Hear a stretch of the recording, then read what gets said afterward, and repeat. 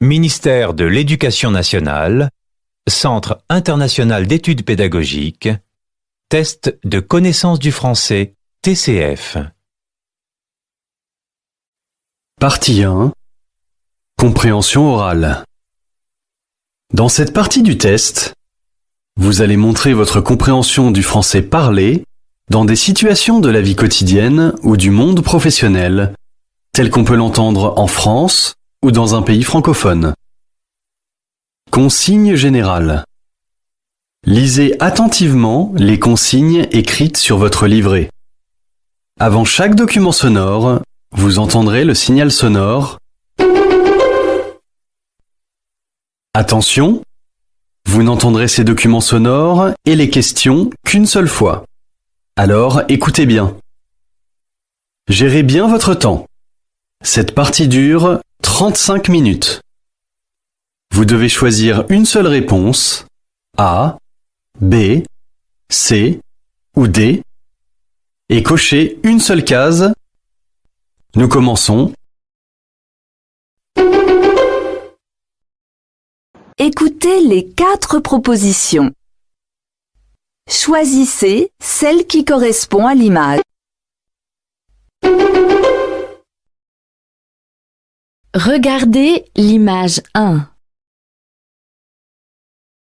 A, Bienvenue à Paris Agora.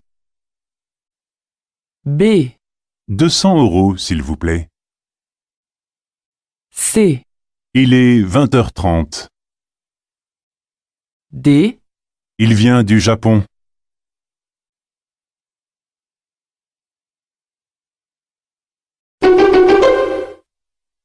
Regardez l'image 2. A, Tu aimes le bœuf à la québécoise?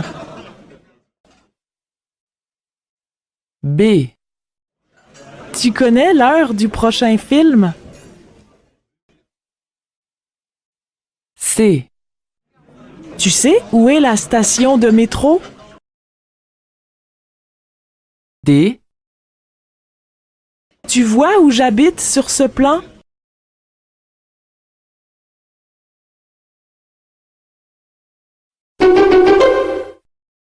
Regardez l'image 3. A, 7 au 3e étage. B, entreprise L'Apex, bonjour.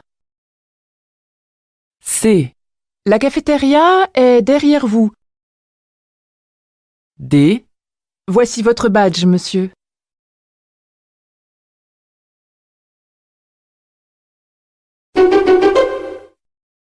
Regardez l'image 4. A, 2 baguettes, s'il vous plaît. B, Cette boutique est magnifique. C, J'adore toutes ces chaussures. D, Waouh, j'achète cette veste.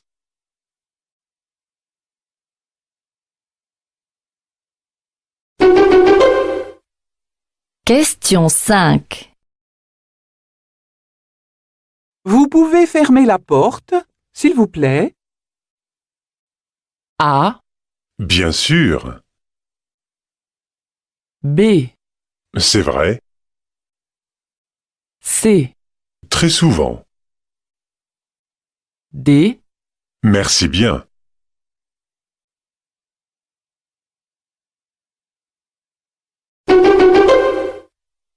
Question 6. Tu viens au cinéma avec moi? A, Bonne journée, à ce soir. B, C'est une bonne idée. C, Merci de ta visite. D, Oui, ça va bien.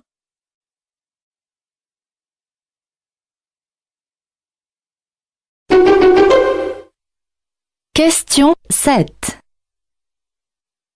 Salut Juliette. Demain soir, nous allons manger au restaurant avec des amis. Tu veux venir? A, Désolée, je ne suis pas libre. B, Non merci, j'ai déjà mangé. C. Non, j'ai un rendez-vous pour le déjeuner. D. Pardon, je n'ai pas très faim aujourd'hui.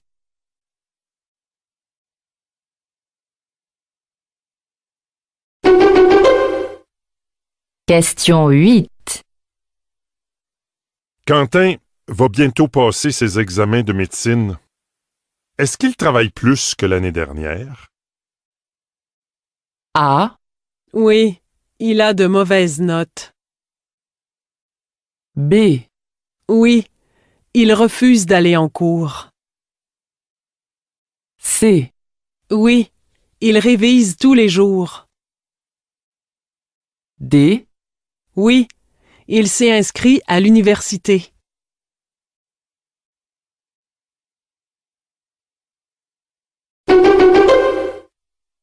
Question 9. Je pars au stade faire un peu de sport. Et toi? Qu'est-ce que tu fais cet après-midi? J'emmène les enfants à une exposition sur les jouets. Tu crois qu'ils vont aimer? A. Bien sûr. Voilà une bonne sortie culturelle. B. Certainement. Ils adorent faire les magasins. C. D'accord. N'oublie pas leur maillot de bain. D. Probablement. Au parc, ils pourront courir un peu.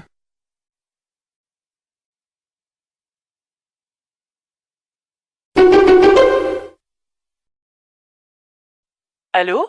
Oui, bonjour. Je vous appelle pour votre petite annonce. Est-ce que votre voiture est toujours à vendre? Eh ben oui, mais vous avez compris qu'elle ne démarre pas. Oui, ça j'ai compris. Vous voulez la vendre 800 €? La réparation coûte 300 €, alors j'ai décidé de la laisser à 500 €. À ce prix-là, c'est une bonne affaire. Question 10. Quel est le problème avec la voiture?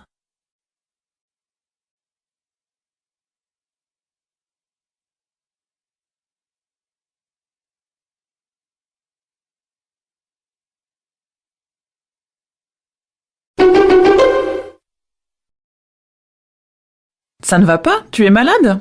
Non, mais mon mari vient de réserver un appartement à la montagne pour 15 jours. Au programme, randonnée, vélo et escalade. C'est génial! C'est affreux, tu veux dire? Moi, je rêvais de 2 semaines de repos et de lecture. Question 11. De quoi discutent les deux femmes?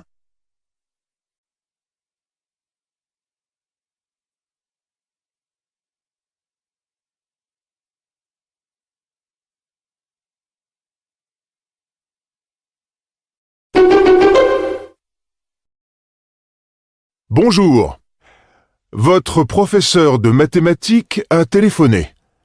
Il a un problème personnel et ne viendra pas aujourd'hui. Il sera là pour votre prochain cours vendredi après-midi de 14h30 à 17h30. Je reste avec vous dans la salle jusqu'à 10h. Faites ce que vous voulez, mais en silence. Question 12. Qu'apprennent les élèves de cette classe?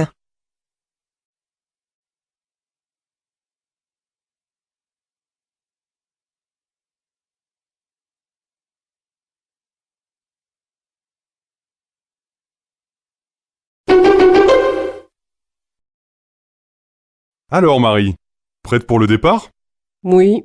Tu as le guide touristique de Vienne? Tu pourrais visiter la ville et goûter les spécialités locales. Oh, je ne sais pas. Je serai occupé du matin au soir par des réunions et des rendez-vous avec des clients. Ah, et tu vas voir tes amis autrichiens? Non, pas cette fois. Question 13. Qu'est-ce que Marie va faire à Vienne?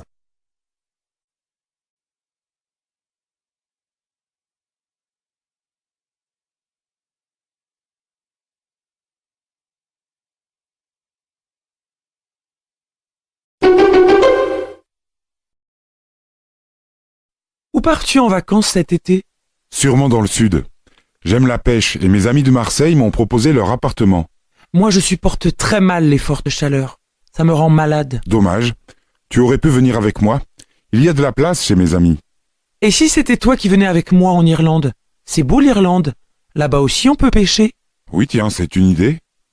Je ne connais pas du tout ce pays. Pourquoi pas? Question 14. Que décident de faire les deux amis pour leurs vacances?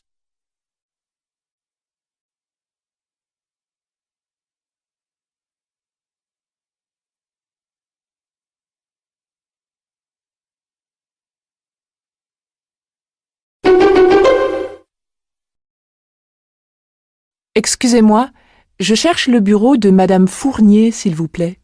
Oui, c'est juste au-dessus. Prenez l'escalier sur votre gauche et en haut, poussez la porte.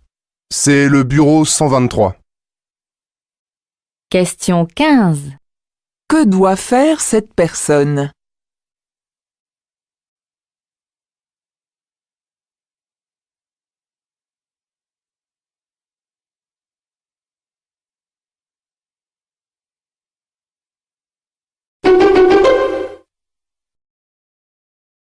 Sophie rentre à l'hôpital demain. Tu sais pourquoi? Non, pas exactement. Je crois que ce n'est pas très grave, mais on passera la voir. Tu sais où c'est, toi? Oui. Dans cet hôpital, je vais donner mon sang. Mais ma voiture est en réparation. J'ai eu un petit accident la semaine dernière. Tu pourrais m'y emmener? D'accord. On ira ensemble samedi après-midi. Question 16. Pourquoi les deux amies veulent-elles aller à l'hôpital?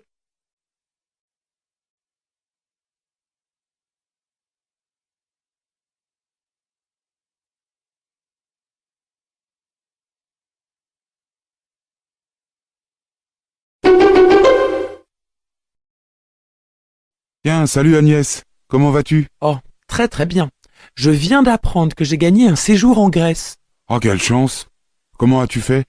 Eh bien, j'ai rempli un questionnaire sur le site internet d'une agence de voyage. Il y a eu un tirage au sort et j'ai été sélectionné parmi 1000 personnes. Tu pars seul? Non, avec Thierry bien sûr. Ça nous rappellera notre voyage de noces. Alors profitez-en bien. On se voit à ton retour. Question 17. Qu'est-ce que la femme annonce à son ami?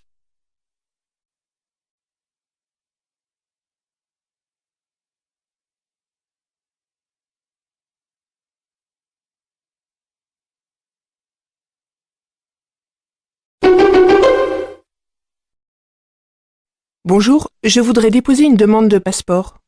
Avez-vous pris un rendez-vous? Oui, j'ai rendez-vous à 11h30, mais je suis vraiment pressée. Serait-il possible d'être reçu maintenant? Non. On ne pourra pas vous recevoir avant l'heure prévue, tous nos guichets sont occupés. Mais j'ai vraiment une course urgente à faire. On peut décaler le rendez-vous? J'ai une place à midi moins le quart, ça vous va? Parfait, ça m'arrange vraiment. À tout à l'heure. Question 18. Qu'est-ce que cette femme a décidé de faire?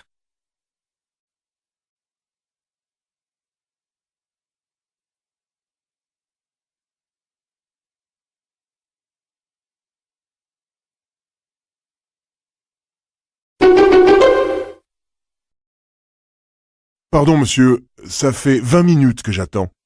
Il n'y a qu'un guichet ouvert? Oui, mais vous pouvez acheter des timbres à la machine si c'est juste pour poster votre courrier. Oui, mais je n'ai pas de monnaie. Ce n'est pas grave, la machine prend les billets de 5 et 10 euros. Question 19. Que veut faire le client?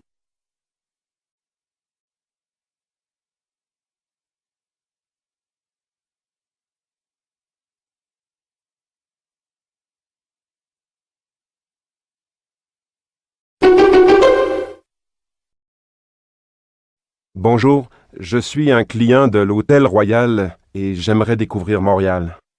Le plus simple est de vous inscrire sur une des listes suivantes. Ce sont des itinéraires touristiques dans les différents quartiers. Vous avez le choix entre plusieurs thèmes, comme par exemple histoire, architecture. D'accord. J'écris donc mon nom et mon numéro de téléphone, c'est bien ça? Oui. Vous pouvez aussi nous donner votre courriel. Parfait. Je m'inscris donc au circuit gastronomie. À demain. Question 20. Que souhaite ce touriste?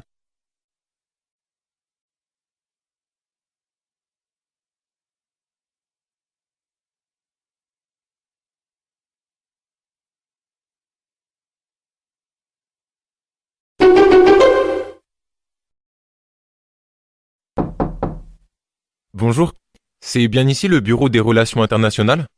Oui, c'est à quel sujet? Je suis en master.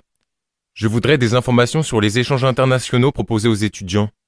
Demandez d'abord la liste des universités partenaires au secrétariat de votre département. Ici, nous nous occupons seulement du transfert de votre demande à l'étranger. Revenez quand le dossier sera complet et validé par le directeur de votre département. Question 21. Vers qui la femme dirige-t-elle l'étudiant?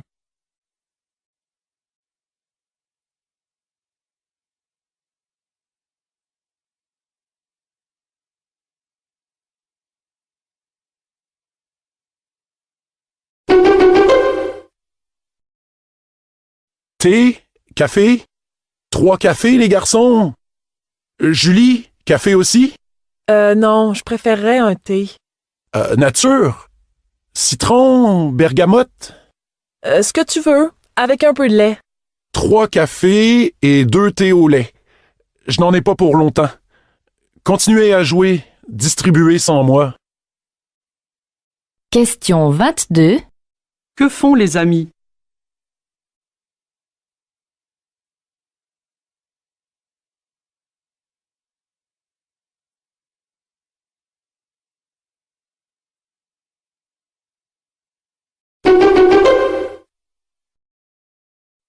Est-ce que c'est toujours compatible, ça, d'avoir beaucoup d'heures de sport comme ça et de pouvoir concilier les études aussi? Non, spontanément, c'est pas toujours compatible. Et puis, c'est un grand paradoxe qui s'installe d'entrée de jeu parce que on fait faire du sport à nos enfants pour développer des valeurs de rigueur, de saines habitudes de vie, de qualité de vie. Et puis, on se retrouve à devoir composer avec des attitudes qui ne sont pas très, très de grande qualité. On va faire manger les enfants dans la voiture en s'en allant à l'aréna. On va faire tes devoirs 2-3 fois plus parce que on sait que tel ou tel jour on n'aura pas le temps de les faire. Donc, on fait plusieurs entorses à l'hygiène de vie parfois pour réussir à rencontrer les horaires. Question 23. Qu'est-ce qui inquiète cette mère de famille?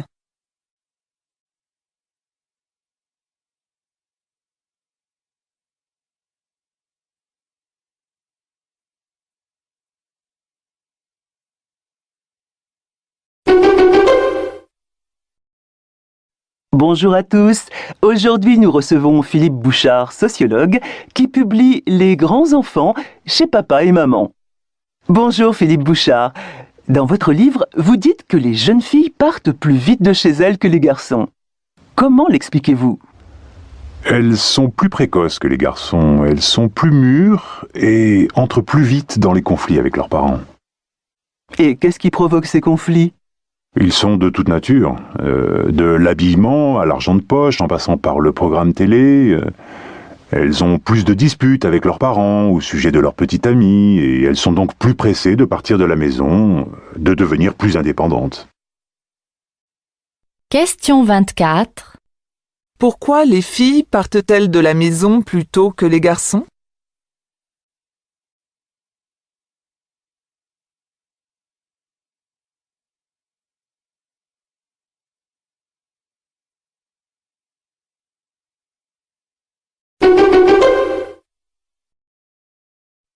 CDV Formation, bonjour. Bonjour. Je suis intéressé par votre formation en vente. Oui, quel est votre parcours? Je suis déménageur depuis 4 ans. Je voudrais me réorienter. Malheureusement, notre formation s'adresse à des personnes déjà expérimentées en vente. Je vois. Mais j'y pense. J'ai travaillé 2 étés comme caissier en supermarché. C'est suffisant? Envoyez-nous un CV et une lettre de motivation. Nous étudierons votre candidature. Je m'en occupe. Merci. Au revoir. Au revoir. Question 25. Pour quelle raison la jeune femme accepte-t-elle de recevoir la candidature de ce monsieur?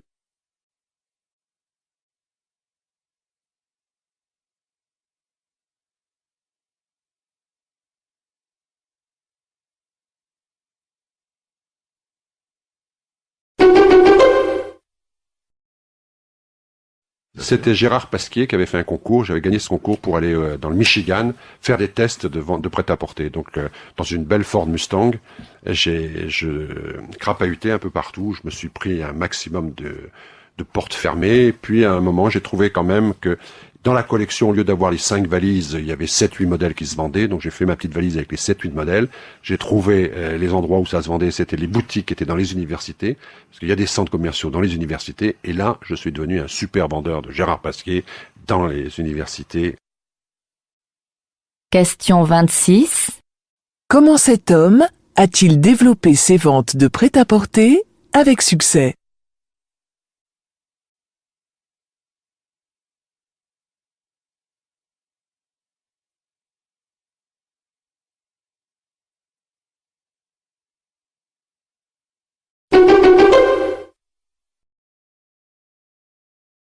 Delphine Manceau, en tant que directrice de l'Institut pour l'innovation et la compétitivité, pensez-vous que tout le monde peut être innovant?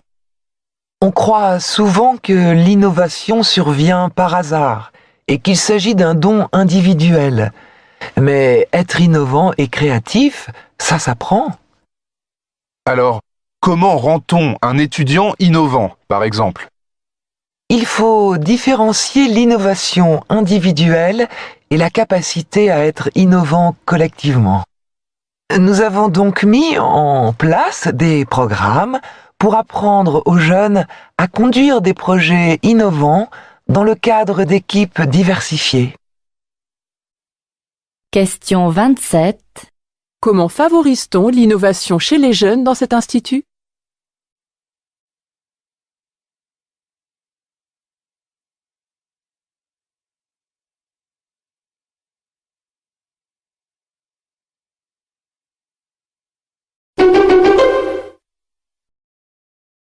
Bonjour docteur, je voudrais faire de l'escalade et j'ai besoin de votre autorisation pour m'inscrire dans un club de sport.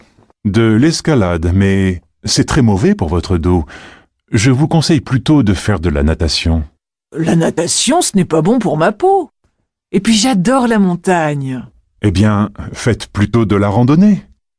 Ah oui, la randonnée, c'est une idée. Ça peut m'aider à maigrir. Question 28. Que doit faire le médecin?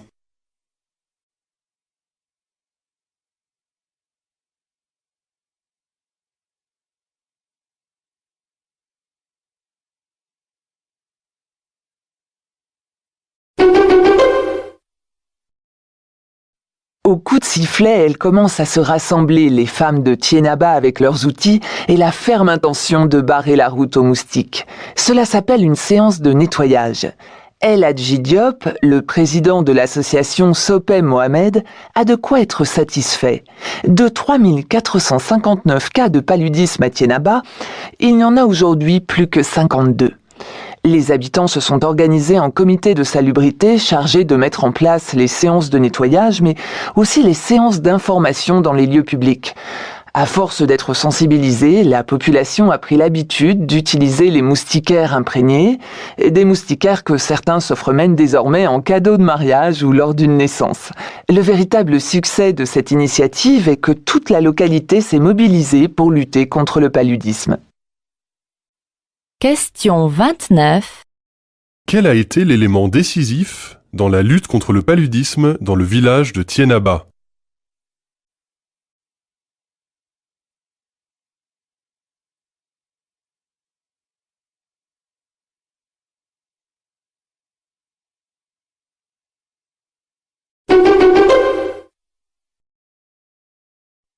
Allô, Pierre? Ici Jacques. Je t'appelle pour te dire que pendant les vacances scolaires, je vais à Gaspé comme tous les ans.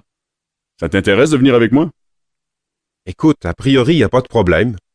Il faut que je vérifie quand se déroule le festival du cinéma ici. Mais sinon, oui. D'abord, il faut que je te dise, cette année, j'y vais pas vraiment pour me balader. J'ai décidé de me trouver une petite maison. J'adore y aller, et depuis le temps que j'y vais, il vaut mieux que je me décide à investir. En plus, j'ai beaucoup d'amis là-bas. Je te préviens, mon petit Jacques. Moi, j'y vais pour me balader et visiter la région. Les agences immobilières, tu te débrouilleras sans moi, hein? Question 30. Pourquoi Jacques veut-il aller à Gaspé?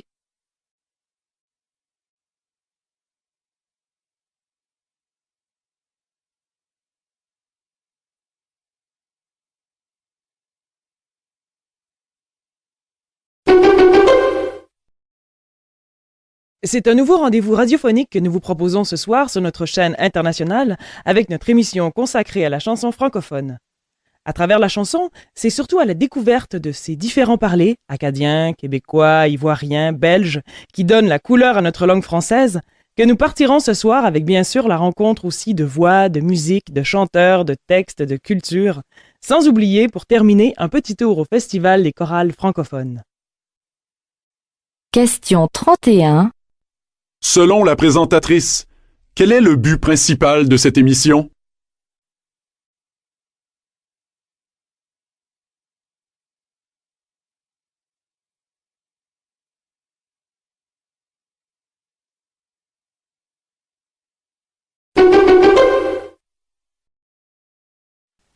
Le seul mot d'ordre défendu par Anne-Marie Bonisseau, professeure de physique-chimie au lycée autogéré de Paris, eh bien c'est pas de pression. On a un certain nombre d'élèves qui arrivent ici après de très grandes pratiques d'absentisme à l'école, de chahut, même d'aller en cours, mais d'attendre que ça se passe, de pas avoir appris grand-chose. Et le projet, c'est qu'ils reprennent goût à la formation, qu'ils reprennent leur place dans un espace de formation.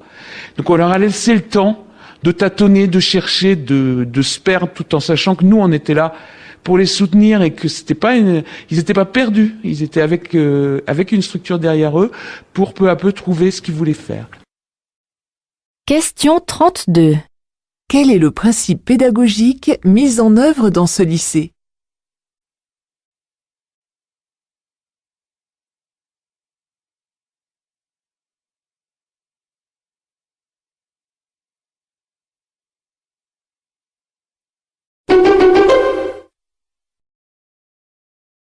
Grand angle, et pourquoi pas un certificat médical pour permettre aux seniors de conduire au-delà de 70 ans, au motif que, passé 75 ans, le taux de responsabilité présumée des seniors dans les accidents corporels augmenterait considérablement. Une proposition de loi sera débattue cet après-midi au Sénat. Reportage de Noureddine Zidane. Même s'il a réduit son kilométrage par 10 depuis qu'il est retraité, Bernard estime toujours être un bon conducteur. Mais à 71 ans, cet ancien ingénieur vient tout de même de passer un stage de remise à niveau théorique. Parce que c'est vrai, quand j'ai passé mon permis en 61 et la conduite actuelle, c'est complètement différent. Et j'avoue qu'il y a beaucoup de panneaux, je me disais, qu'est-ce que ça veut dire? Question 33. Que propose le Parlement pour renforcer la sécurité routière?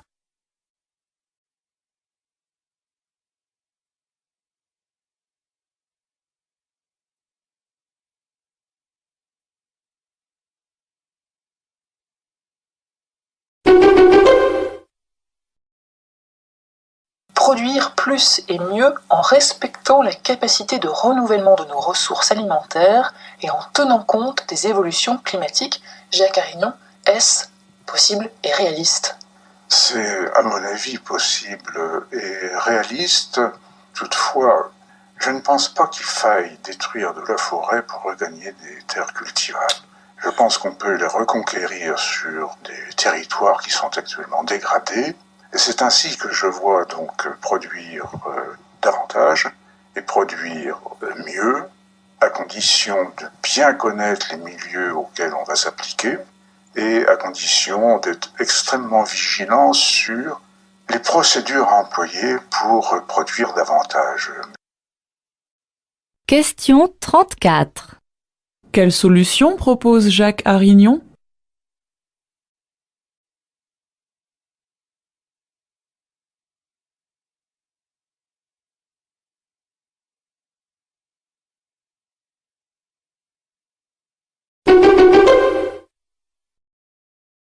Fondée en 1909, les Canadiens de Montréal est la plus ancienne équipe de hockey toujours en activité.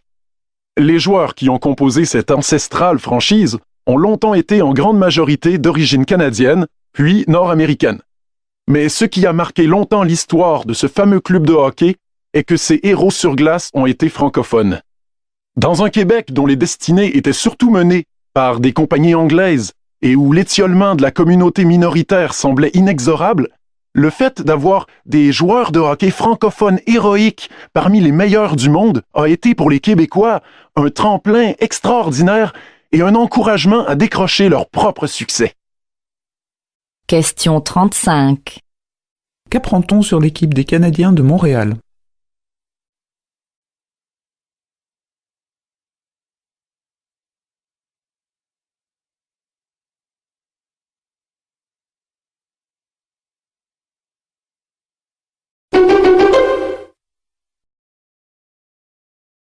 Il existe des voitures équipées de caméras à 360 degrés qui photographient le monde pour le cartographier en 3D. Présent dans plusieurs pays, ce service filme le monde pour en donner un accès virtuel très précis via Internet. Mais cette application interpelle les médias, les juristes et les blogueurs sur sa légalité envers le respect de la vie privée. Sillonnant les rues, ces techniciens capturent parfois des indiscrétions. Cependant, un des géants du net estime que le floutage automatique de tous les visages et de toutes les plaques d'immatriculation doivent le prémunir des plaintes éventuelles. Néanmoins, des craintes demeurent, et entre autres celle de l'intrusion dans la vie privée et la crainte de cambriolage potentiel suite à la publication de photos de maisons sur le réseau. Question 36. Quelle est la mission du service présenté par cet homme?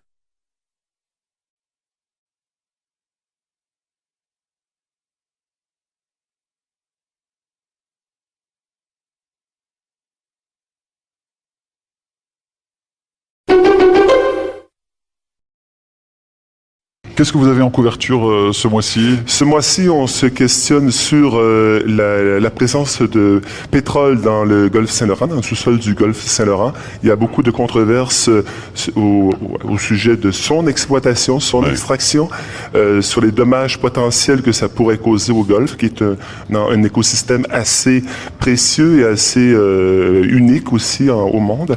Mais il y a aussi cette richesse qu'on ne soupçonnait pas il y a une vingtaine, trentaine d'années, ce pétrole dans le sous-sol. Alors, ça fait des débats de société assez importants ici. Question 37. Qu'est-ce qui fait polémique?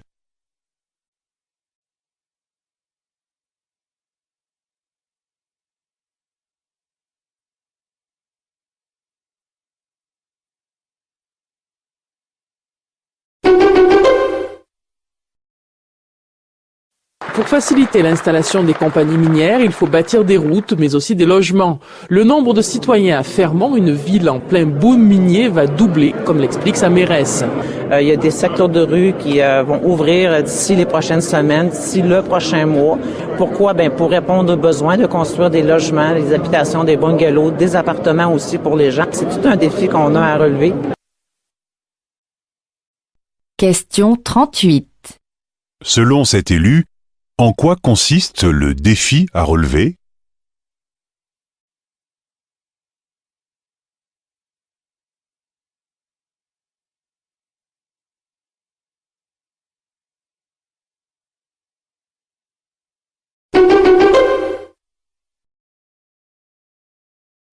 Effectivement, la loi de 2001 a fait obligation aux banques de désigner un médiateur qui est là pour justement tenter de régler les problèmes. Et la FUB a fait voter à l'époque que les modalités pour saisir le médiateur doivent être précisées dans le relevé de banque et dans le contrat. Donc pour savoir comment saisir le médiateur, il faut lire le relevé de banque ou le contrat, on doit y avoir toutes les précisions. Le médiateur a 2 mois pour rendre un avis, ce n'est qu'un avis, entendons-nous bien, et là, disons qu'il y a parfois un petit problème. C'est d'abord peu de clients ont recours au médiateur, il faudrait être beaucoup plus, disons, nombreux, et deuxièmement, ce sont parfois des renvoyeurs de balles, c'est-à-dire ceux qui s'adressent à eux ont le sentiment qu'ils n'ont pas été compris ni entendus. Question 39. Quelles sont les limites du recours au médiateur lors d'un conflit avec sa banque?